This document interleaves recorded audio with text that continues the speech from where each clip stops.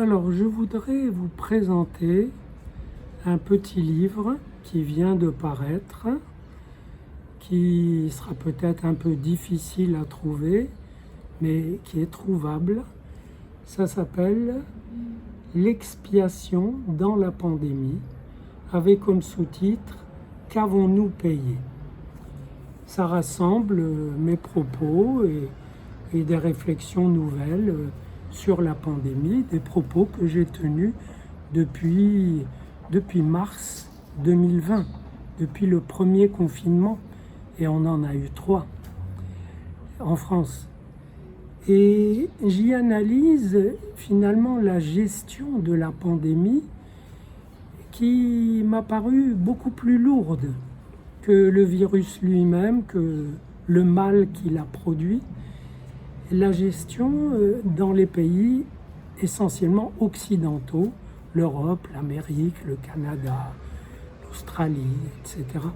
Les pays occidentaux où finalement un paradigme a été intégré et comme évident, c'est qu'on gère le corps social comme un système et voilà, comme des variables.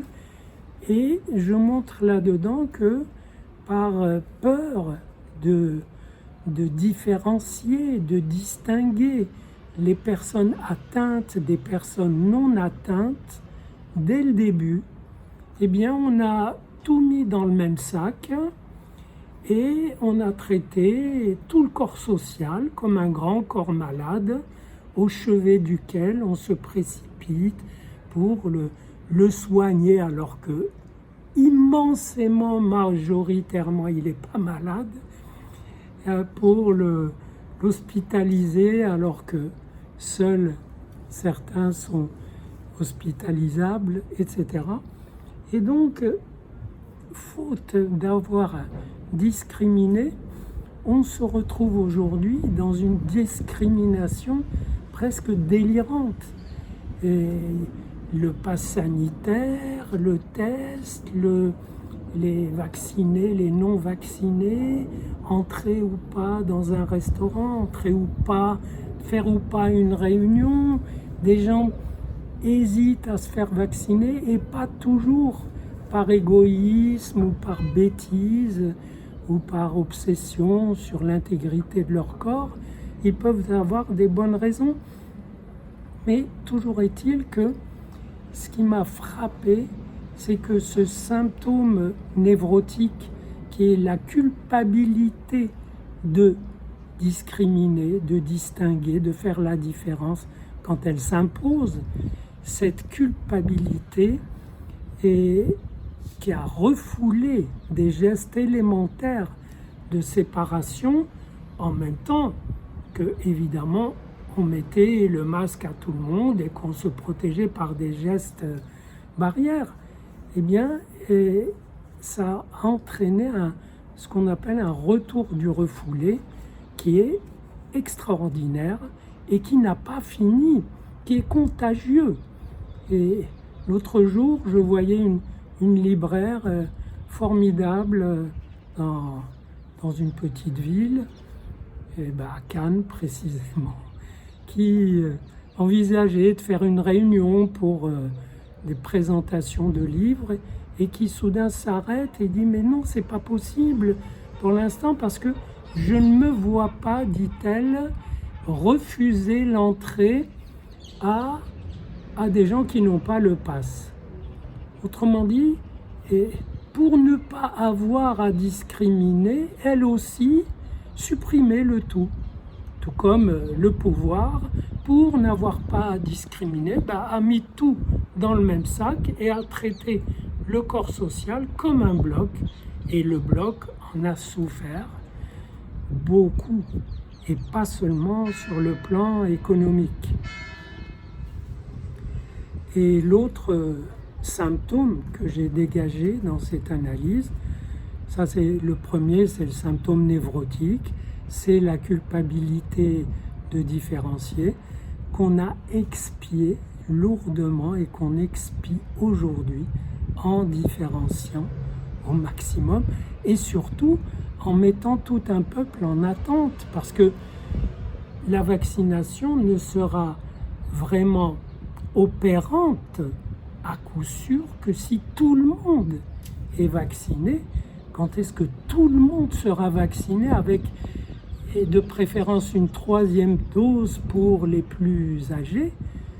C'est un point idéal qui n'est peut-être pas atteignable. Avant, on disait 80% à cause de l'immunité collective, mais elle est battue en brèche par des scientifiques, donc elle est discutable.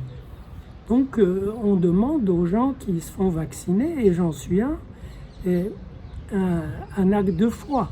Rien ne changera dans leur vie tant que tous ne le sont pas. Voilà, c'est beaucoup.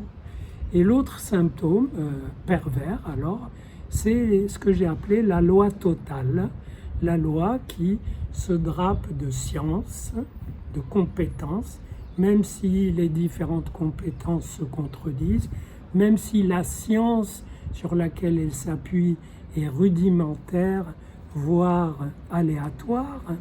La vraie science, c'est celle qui a trouvé le vaccin et qui peut-être trouvera un remède ou un équivalent.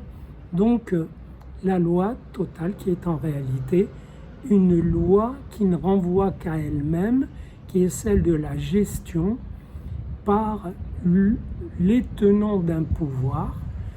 C'est dans les pays occidentaux, mais il y a eu une imitation dans des pays orientaux dont certains ont été colonisés, mais je n'en parle pas. Je ne parle que de la gestion occidentale.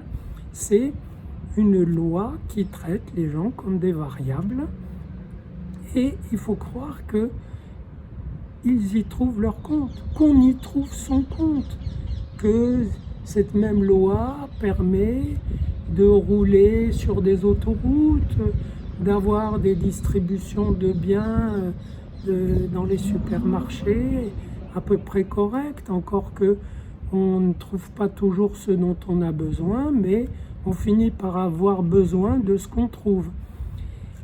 Donc cette loi que j'ai appelée totale mérite d'être pensée, d'autant qu'elle s'articule avec le symptôme névrotique.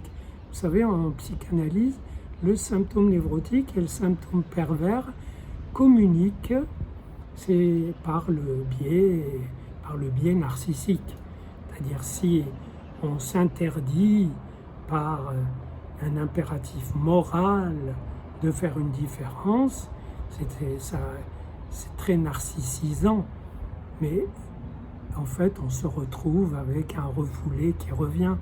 Mais ça narcissise aussi le système qui a l'illusion de produire une gestion parfaite, et on a vu que la perfection de cette gestion est très discutable.